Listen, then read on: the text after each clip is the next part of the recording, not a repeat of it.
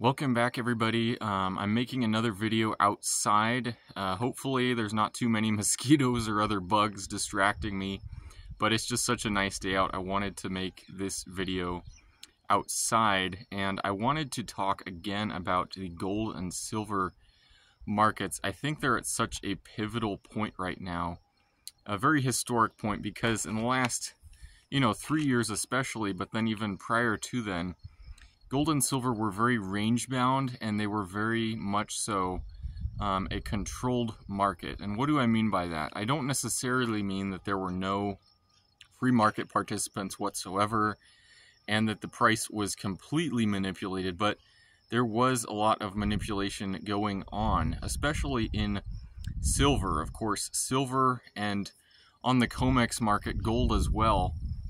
Just the existence of the COMEX market itself allowed there to be a lot of paper contracts, a lot of papering over of the actual market, when in reality, the free market, if it was just 100% physical delivery and 100% actual holdings, actual backing of these ETFs and other, gold and silver based assets, I would not reach the same conclusion of these markets being so manipulated. But in reality, we really do not know how many multiple times any specific ounce of silver was bought by an ETF and then sold short by another bank or things like that. So kind of like the naked short selling of shares of these meme stocks a few years ago that then had profound effects later on, basically being impossible for these short sellers to cover.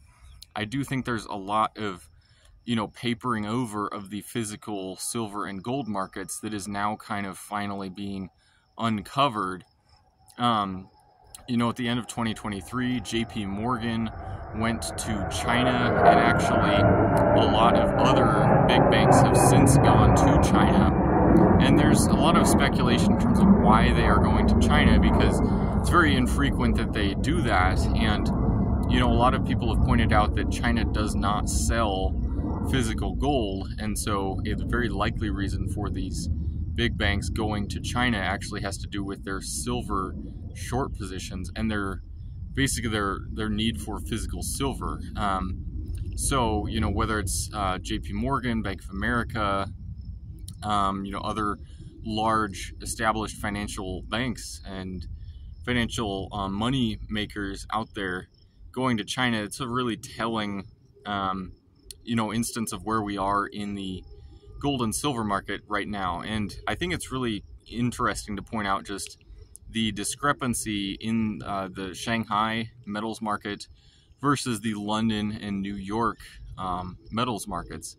It's still a very wide spread. There's about a $4 an ounce premium in China versus London or New York, and gold still remains elevated as well. And of course, at the end of last year in December, we saw the spread between China and London especially widen, and then from there you almost saw the Shanghai continue to pull the priced in Chinese yuan. You almost saw that begin to pull the prices in US dollars up finally, to where it finally started rallying, and now gold sits at just under 2,400. Now silver as well right now, recording this Sunday evening, or not Sunday, Monday evening and Memorial Day, already silver is up almost 4% in China and at about a $5 an ounce premium from where it sits right now, priced in US dollars in London. So it's just so interesting to see that same dynamic play out right now in the silver market as what was going on with gold about 6 months ago, starting off in China. And there's a lot of gold bugs who are actually kind of skeptical at right now where gold is at. They're saying that silver should sell off some, that gold should sell off some. Maybe gold could retest 2,100 even, they're saying. Silver could retest the $26 an ounce area again. And I just don't see that right now.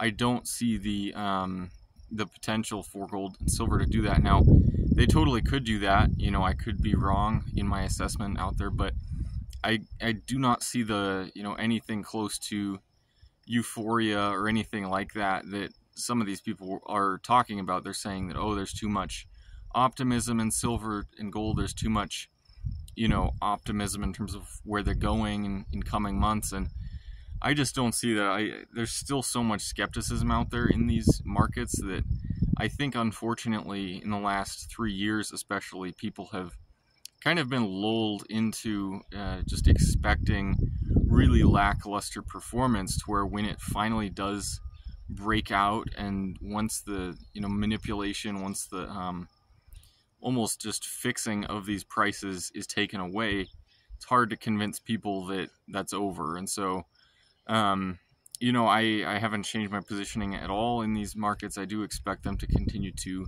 head higher. Now, it totally could retest these lower levels, but I just don't see that personally. Now, I'm not making any sort of financial advice in this video, but I just see it as such a pivotal time in history for these two metals, the markets of these metals. I mean, there's other times in the past when you can look and see similar instances where they start breaking out, the miners are really lagging, sentiment is really low, but it's maybe never been at this extreme, at least in recent history. So, all that being said, I would like to know what all of you think about gold and silver going forward. I do think it'll be really interesting to see the remainder of this year, kind of the price action of these two metals, because I do think it's not over for the year by any means. I think gold and silver could both be heading to new significant highs this year. But these are all just my thoughts, not providing any advice in any way. But I really wanted to make this video, and hopefully you enjoyed just seeing some of the scenery around here. It's just really, scenic out where I'm walking right now, and I hope the sound was pretty good.